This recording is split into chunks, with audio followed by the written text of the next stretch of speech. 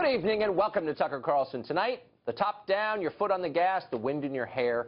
Driving is American as, well, nothing actually is more American than driving. It's our birthright. It's both a joy and a necessity when your country spans a continent. But is it about to end abruptly?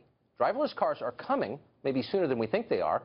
And what are the ramifications exactly? And by the way, what happens to the millions of Americans who drive cars and trucks for a living?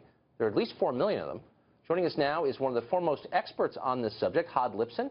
He's a roboticist, a mechanical engineering professor at Columbia in New York, and the author of Driverless, Intelligent Cars and the Road Ahead. Hod, thanks a lot for coming on. I appreciate it. I think my pleasure. This is a really interesting topic and a cool topic, and driverless cars are a marvel, I think. But I think anyone who ponders it for a minute starts to feel concerned for the millions of Americans who drive for a living. So what will happen to them? Well, I think there's, you have to look at the big picture and realize that what we're about to experience is a transformation to transportation as a whole. So we're going to have a lot more cars being driven, a lot more traffic, and a lot more production of cars. So the industry as a whole is going to grow in a big way. We're going to have a lot more car manufacturing, a lot more mechanics jobs, a lot more jobs for maintenance of roads.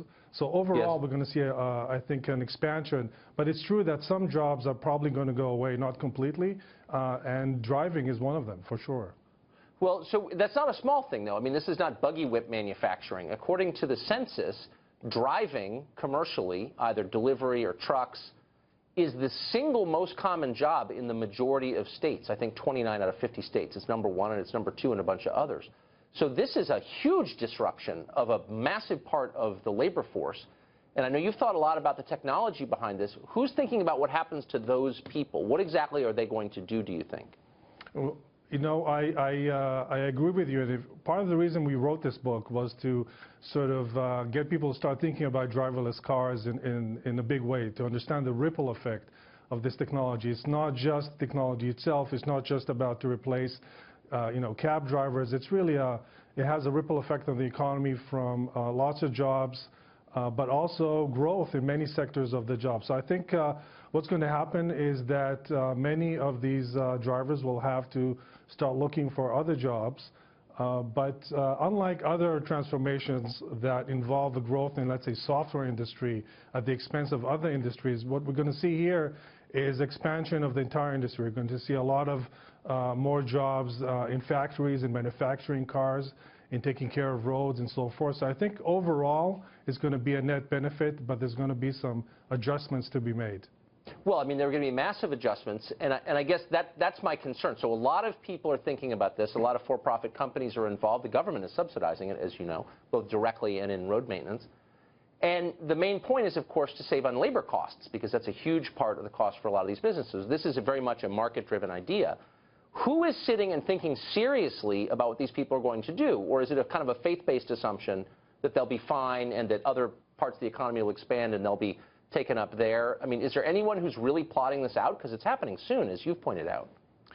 Yeah, you know, I don't know if anybody has actually plotted out the precise path, but the assumption is, and I think it's going to happen, is that we're going to see overall a growth in the economy because of this. So it's a little bit like you know, what the internet did for communication.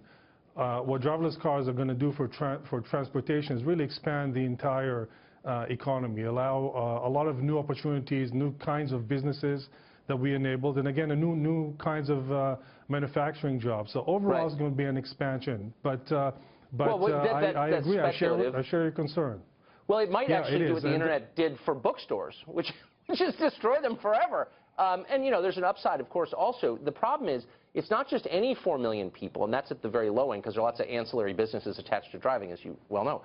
But it's high school educated men in rural areas. So if you look at the states where driving is the biggest occupation, they tend to be far from our economic centers. So they're already places with high unemployment, especially among men. Women work at the schools, the hospitals, but the men don't have a lot of full-time work other than driving. And that causes massive social dislocation. You wind up a lot of people on disability, a lot of people on unemployment. I mean, there are going to be social ramifications. Again, I just ask you the same question a third time. Who's thinking about that? Yeah, so right now I don't have a good answer. And again, this is why we wrote the book, is to sort of basically highlight this issue. It's coming sooner than you think. It's coming. Right. It's going to happen in the next decade, and it's something that we have to start thinking about. What happens with these jobs, but also, you know, I want to point out all the other things. You know, the thousands of lives that are going to be saved, and again, the new economy that's going to grow out of it. And you know, my hope is that a lot of these drivers will find jobs that are suitable for them in these other sectors of the industry that will grow. And again, it's not just growth in the software industry where it's difficult to see how these drivers will find employment. These are growth in other industrial manufacturing sectors that I think can absorb these drivers with their skills. Well, God bless you for not telling me that they're all going to become software coders, which is the normal response from the tech community, and it's infuriatingly stupid. Thank you for acknowledging reality here. So 2 questions. So the government's subsidizing this. Why? Why would government be subsidizing what is obviously a job killer? And 2, why is this inevitable exactly? I mean, the tech companies don't own the roads. The public does. And the government could shut this down tomorrow. DOT could say no. And why shouldn't they if there's a massive social cost attached? And we don't know the consequences. You've conceded that. Right. I think it would be a bad move to shut it down because it will happen in the rest of the world. I can tell you, I get phone calls all the time from analysts from other countries saying, what can we do to get this whole energy around driverless cars to happen in our country? What does our DOT need to do to allow driving, autonomous driving to develop in our country? So right now, it's all happening in the U.S. It's a wonderful thing because we'll be able to sort of spearhead this thing. Just like the internet happened here first, it created a transformation to the entire planet. But a lot of the big companies in this area are all here, and I think we want the same thing to happen in the U.S. when it comes to driverless cars. We want the first driverless cars to appear here. We want to have the big businesses around this evolve here, and we want to sort of set the, you know, lead the world in this area. So if we don't do it, somebody else will do it. Maybe, maybe not, but you can pardon my skepticism when it seems like all the benefits go to well-educated, affluent, urban elites like me, and probably you, who don't want to drive anyway, we live in cities, and kind of shafts the middle of the country, and that the pretext for this is safety, as it often is. Highway safety deaths are the lowest point in 100 years. I mean, I graduated from high school in 1987. They were twice what they are today. We don't have driverless cars yet. The numbers are going down. So to say this is all about safety when it's really about saving businesses on labor costs, a little insulting, no? No, I think, first of all, last year the car fatalities went up by 8% because of distracted driving, and I think this will continue to go up. We have, you know, 30,000 fatalities a year in the U.S. That's a huge number. That's just fatalities, not counting people who can't think or walk after a car accident. So safety for sure is a good reason.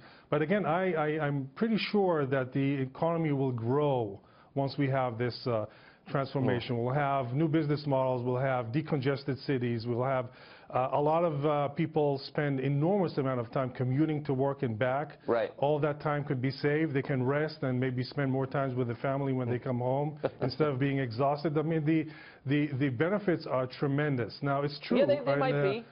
But wouldn't you also concede that, like, when jobs leave your town, the death rate goes up from OxyContin ODs and cirrhosis and obesity and all the kinds of slow forms of suicide that accompany mass unemployment. So, like, that's not a concern, too?